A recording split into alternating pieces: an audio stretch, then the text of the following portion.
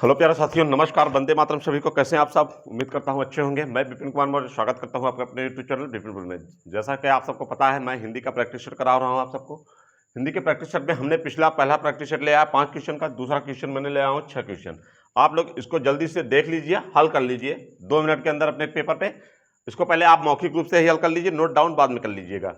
इसको नोट करके आप हल करिए, देखिए, और ABCD करके आप अपने बुक में, अपने पेपर में लेके बुक में ABCD करके हल करके लिख लीजिए, किसका कौन सा, पहला कौन सा ये, दूसरा कौन सा ये।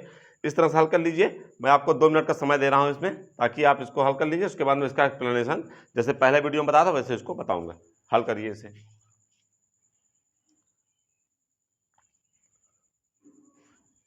पहला क्वेश्चन देखिए आपका क्या है। निम्न में से किस स्वर को मिश्रित व्यंजन कहा गया है? ऑप्शन है अ, ए, ओ, अन एवं अह।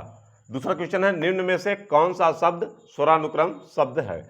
आगजन, आगजन, ये आगजन है। आगजन, आइए, अमन और अपना। निम्न में से, तीसरा क्वेश्चन है, निम्न में से कौन सा शब्द वर्तुल या वृत्ताकार शब्द? वर्तुल और वृत्ताकार का अर्थ एक ही होता है, चाहे वर्तुल कह लो चाहे वृत्ताकार। पेपर में वृत्ताकार नहीं पूछता, याद रखना, पूछता है वर्तुल। वर्तुल का समझना है, वृत्ताकार तो आपको समझ में आ जाता है। मैं आपको यहाँ समझने के लिए वृत्ताकार दे दिया हूँ, बाकी पेपर में जो पूछता है वो वर्तुल ही पूछता है। और दूसरा क्वेश्चन है, निम्न में से कौन से शब्द अवर्तुल या अवृत्ताकार हैं? तो इसमें भी देखो, अवृत्ताकार नहीं देगा, इसमें देगा अवर्तुल। तो वर्तुल और अवर्तुल इस तरह क्वेश्चन देता है। तो ऑप्शन है उ, ओ और ऐ। पांचवा क्वेश्चन है, निम्न में से जिह्वा के आधार पे कौन सा स्वर मध्य स्वर है? ऑप्शन है ई, री, अ और आ। अब छठवां देखिए, निम्न में से कौन सा स्वर संवृत स्वर नहीं है? ऑप्शन है ई, री, उ और आ। आप जल्दी से इसको हल करिए।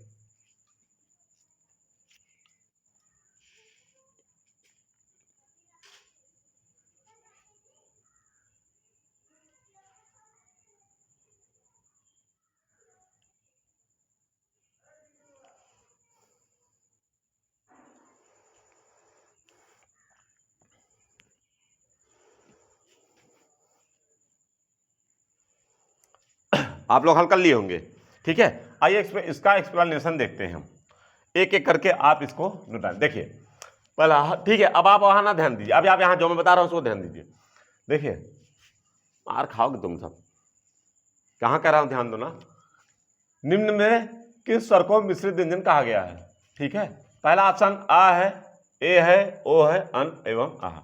अब देखिए इसका कितने लड़के मारे हैं क्वेश्चन, कितने लड़के इसका मार दिए हैं? इसका जो ओरिजिनल होगा वो D option, option number D. देखिए कैसे, हमने आपको क्या कहा था, आ आपका स्वर है, ये भी आपका स्वर है, ये भी आपका स्वर है, लेकिन हमने कहा था ये स्वर नहीं है। कौन सा? अन एवं आहा, ये स्वर नहीं है।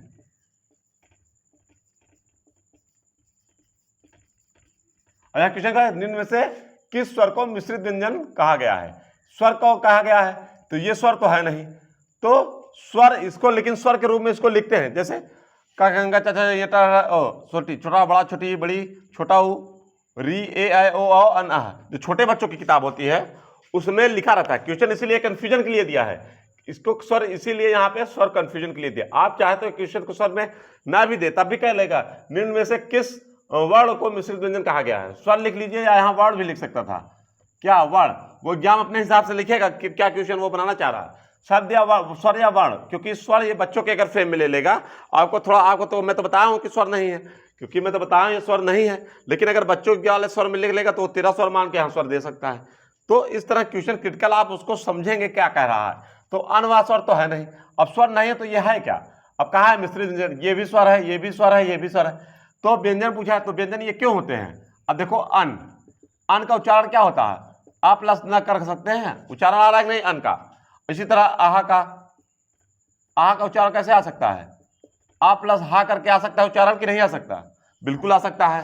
तो इसको हम पढ़ते हैं अन, इसको पढ़ते हैं आहा। तो इसलिए ये मिश्रित व्यंजन, कुछ वैज्ञानिकों ने इसको मिश्रित व्यंजन कहा है। ठीक है, समझ गए होंगे आप, नोट कर लीजिए इसका एक्सप्लेनेशन इस तरह। अगला क्वेश्चन देखिए, निम्न में से कौन सा शब्द स्वरानुक्रम शब्द है? अब आप देखिए, आगजन, आइए, अमन और अपना। इसका सही जो क्वेश्चन, कितने बच्चे लगाए हैं? B option, very good, very good, आप सब बहुत सही मारे हैं, जो बी मारे हैं वो बहुत सही है। आइए, क्यों? हमने स्वरानुक्रम क्या बताया था? स्वरानुक्रम की परिभाषा देखो, स्वरा स्वरानुक्रम।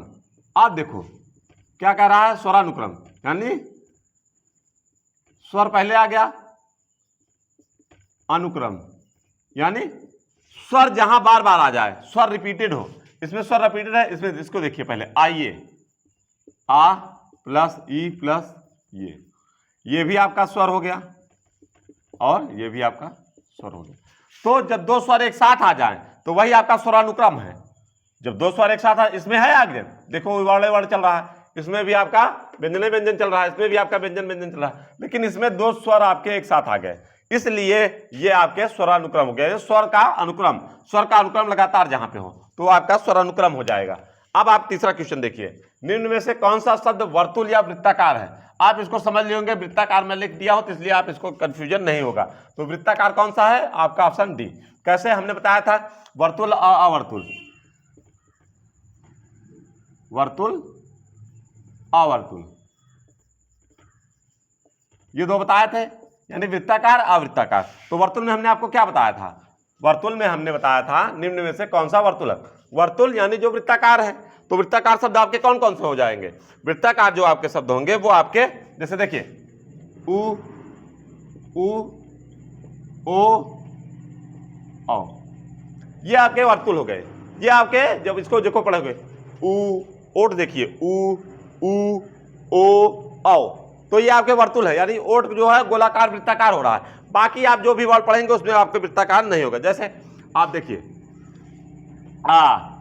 आ, इसमें मुंह बड़ा, ओट का नहीं, इसमें मुंह पूरा बड़ा बन रहा है।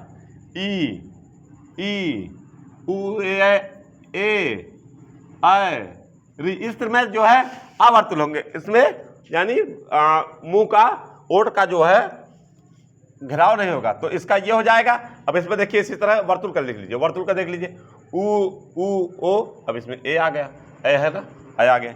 ठीक है, दोनों क्वेश्चन हो गए। पांचवा क्वेश्चन देखिए, निम्न से जिह्वा के आधार पे कौन सा स्वर मध्य स्वर? वेरी वेरी इंपॉर्टेंट, लिख लीजिए इसको, एग्जाम में पूछ सकता है, बहुत ही इंपॉर्टेंट क्वेश्चन है ये। वैसे तो सारे पढ़, लेकिन ये बहुत इंपॉर्टेंट क्वेश्चन है। मध्य स्वर, जिह्वा के आधार पे मध्य स्वर मैंने बताया था, ई। अब देखिए मैंने जिह्वा के आधार पर 3 स्वर बताए थे आपको, 3 प्रकार के स्वर की परिभाषा बताई गई थी जिह्वा के आधार पर। कौन कौन से, इसको देखिए, कौन कौन से बताए थे? अग्र, मध्य और पश्च।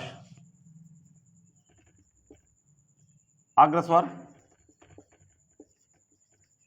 मध्य स्वर और पश्च स्वर, 3 बताए थे, जिसमें हमने बताया था क्या, अग्र स्वर में आपके, अग्र स्वर में जो आपके आएंगे, अग्र स्वर में ई री ए है, ई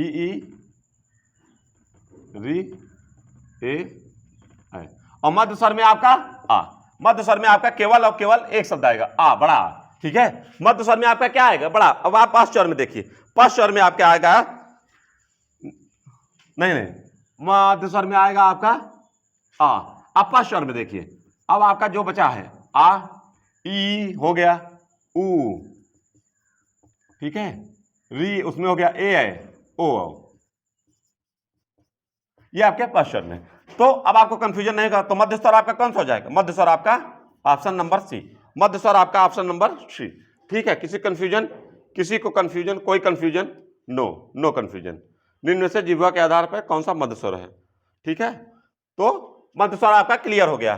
ठीक है, मध्य स्वर आपका क्लियर हो गया। अब आप देखिए, निम्न में से कौन सा स्वर संवृत्त स्वर नहीं है? इसको देखिए, निम्न में से कौन सा स्वर संवृत्त स्वर नहीं है? संवृत्त हमने आपको बताया था जो वृत्तकार में ना हो, तो आपका कौन सा हो जाएगा? देखिए इसको हल कर कितने लड़के मारे हैं, इसका भी आपका डी होगा। संवृत्त स्वर आपका क्या होगा? डी। संवृत्त स्वर आपका डी। क्यों? क्योंकि ये आपका कितने लड़के डी मारे हैं। अब आप देखिए ये सब आपके संवृत्त स्वर हैं और पूछा है नहीं, क्यों? ई री उ, ये आपके संवृत्त स्वर हैं और ये आपका संवृत्त स्वर नहीं है, ये आपका विवृत स्वर में आता है। ठीक है, तो आप इस तरह इसको देख गए होंगे। तो इस तरह इसका क्वेश्चन प्रैक्टिस सेट समाप्त होता है। आप इसको देखिए, याद करिए, प्रैक्टिस करिए इस पर। मिलते हैं अगले प्रैक्टिस सेट में, तब तक के लिए बहुत बहुत धन्यवाद। वंदे मातरम।